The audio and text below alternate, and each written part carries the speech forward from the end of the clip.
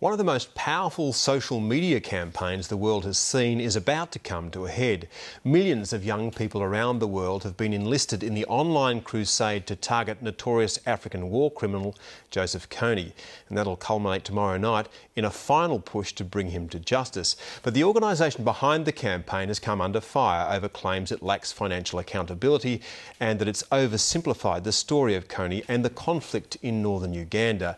So are we seeing a new form of social activism, or is it all just a slick marketing campaign? Lisa Whitehead reports.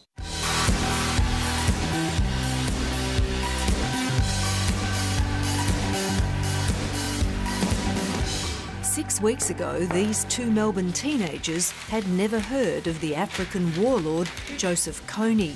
But now, thanks to a wildly successful social media campaign, Kony is a household name amongst Generation Y.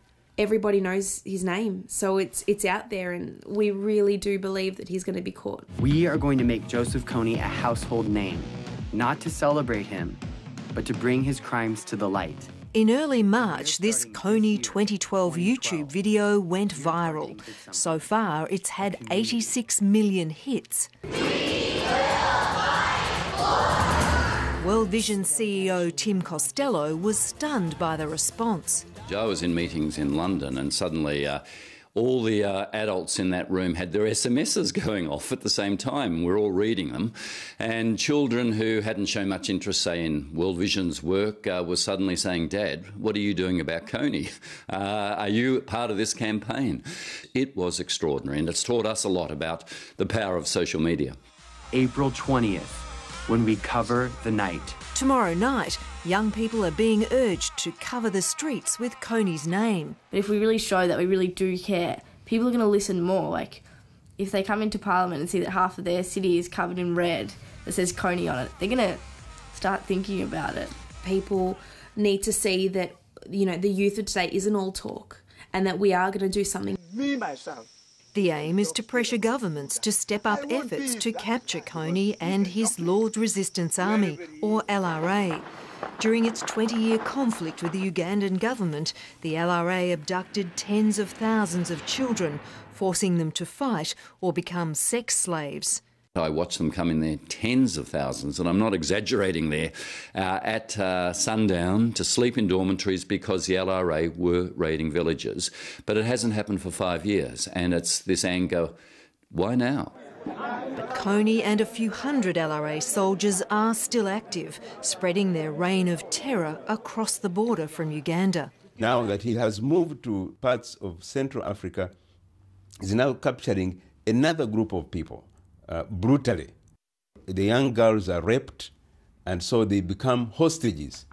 And it's this brutal group that he uses to terrorize villages and communities wherever he goes. And international action is required urgently to ensure that Kony is arrested. We make films to tell the important stories. The makers of Kony 2012, American advocacy group Invisible Children, claims it has made a difference. Last month, the African Union announced a 5,000-strong task force to hunt Kony down, and the US committed further logistical support. But an earlier attempt to capture Kony sparked a brutal reprisal, so there's concern about the focus on the manhunt. Some people thought that the producers just wanted to make money over the issue. So there's a mixed reaction. Those who are saying, yes, good has brought the awareness, but the people of northern Uganda felt that relieving that has produced different emotions. After the video went viral, donations to Invisible Children skyrocketed and its Kony merchandise sold out fast. Like the first couple of times I tried to get on the whole website, it crashed. Invisible Children's finances came under scrutiny, forcing it to prove it wasn't a scam. But any claims that we don't have financial transparency, or that we're not audited every year by an independent firm, or that we don't have financial integrity just aren't true. I'm not going to sit here and question, you know, their money and where it's going, because at the end of the day, they're getting somewhere. Former child soldier Julius Ashon says he's grateful for the Kony 2012 campaign. I'm very happy with it because many people came to realise what Uganda went through and how many children and children, women and men suffer. He was abducted by Kony's army when he was 12. Many of his family were brutally murdered. 2003, I lost my aunt with 7 grandchildren were all slaughtered. And then I lost my uncle on my mom's side. They just slaughtered them with a knife or axe or machetes. Julius Ashon survived and built a new life, representing Uganda at 2 Olympics. He hopes the attention will translate into donations to his Love Mercy Uganda Foundation.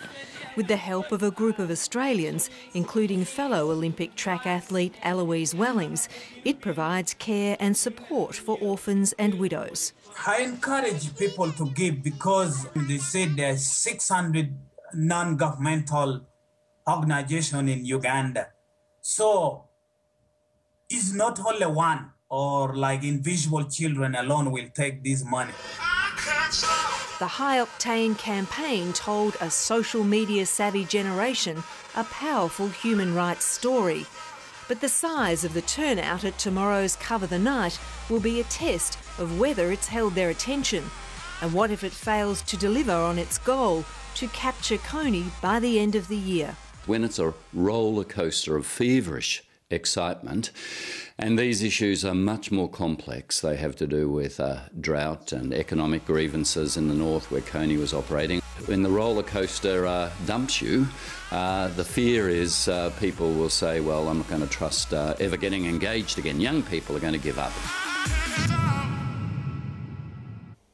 Well, I guess we'll all find out what happens next soon enough. Lisa Whitehead there.